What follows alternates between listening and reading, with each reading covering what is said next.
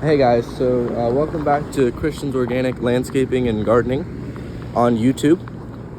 So I just wanted to come on here and talk about my avocados today, which are growing in a natural setting using Eric Dale's methods. And so I wanted to show I have two avocados that I purchased that are grafted nursery trees. And I did not actually, which is a mistake. I always recommend doing this for every single plant now in 2026, but unfortunately these were not 2026 plantings. I did not wash off the chemical fertilizer pellets on these ones. So anyway, this is a Catalina avocado tree. It's an avocado tree that was imported here from Cuba by the Cubans, and it does great here. I found it does better than a lot of other varieties, and it's 2 years old, and it looks really good. It's at this point now where it's starting to send out new growth constantly. And then here I have a Marcus pumpkin avocado, and this is only a year old, so this is 2 years old and this is a year old, and it's because 2 years ago I had a Catalina avocado which defoliated and then refoliated and then died. Okay, and this Marcus pumpkin here has already defoliated, but it started its refoliation. So, I'm not too confident in its continued survival. But obviously, I still have hope. And but I wanted to talk about something that was profound in my opinion, and that was the fact that I have these seedlings now, and I know for a fact that these are Marcus pumpkin seedlings, and it's like this idea, and I think this applies to the greater world. It's like, what do you do when you have a plant that's larger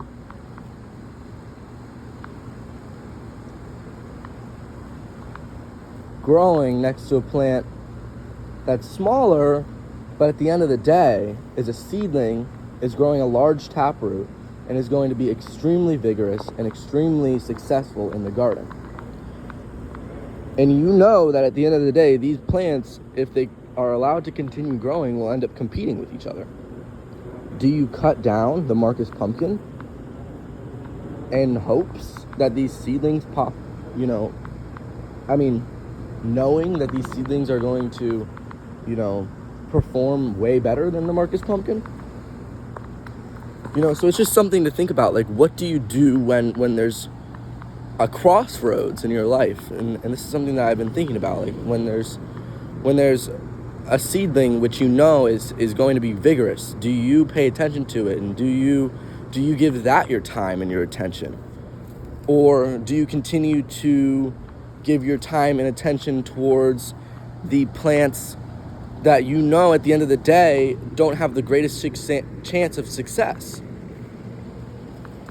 And so what I've done here, I just learned from gardening and from, my great gardening teachers, Eric Dale, my grandparents, other people that I've met, Bring Back Eden, these people I've met actually personally. Do you